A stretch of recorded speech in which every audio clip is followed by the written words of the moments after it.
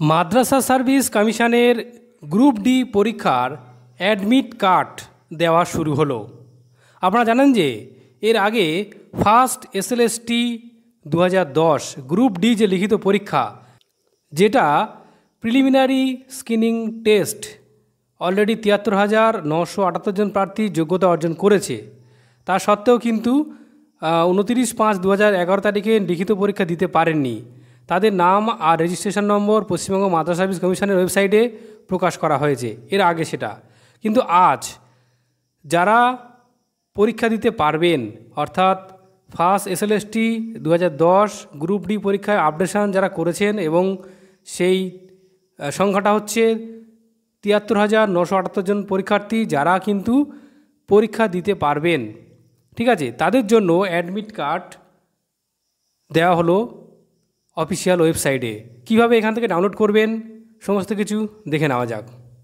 তো আপনারা চলে আসবেন wbmsc.com এই ওয়েবসাইটে। এখানে দেখবেন পরিষ্কার লেখা রয়েছে download admit card for first SLST 2010 group D written examination. তো এখানে আপনারা ক্লিক করবেন।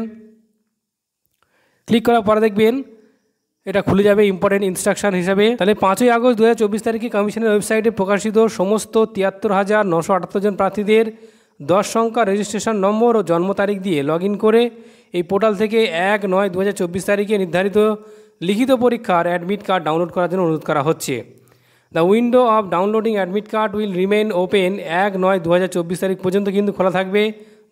তো প্রথমে আপনারা কি করবেন, আপনাদের যে 10 সংখ্যার যে রেজিস্ট্রেশন নম্বর রয়েছে সেই রেজিস্ট্রেশন নম্বরটা এখানে পুট করবেন। এরপর দেখবেন ডেট অফ বার্থ, অর্থাৎ প্রথমে ডে দেবেন, তারপরে মান্থ, তারপরে ইয়ার দিয়ে আপনি যদি লগ ইন করেন তো আপনার অ্যাডমিট কার্ড পেয়ে যাবেন। এবং এখান থেকে আপনারা কী করবেন, ডাউনলোড করে নেবেন। পরীক্ষার জন্য সমস্ত অ্যাডমিট কার্ড এখান থেকে আপনারা ডাউনলোড করতে পারবেন। 73,978 জন পরীক্ষার্থী 1 তারিখ পর্যন্ত খোলা থাকবে, তার আগে অবশ্যই ডাউনলোড করে নিন। ধন্যবাদ।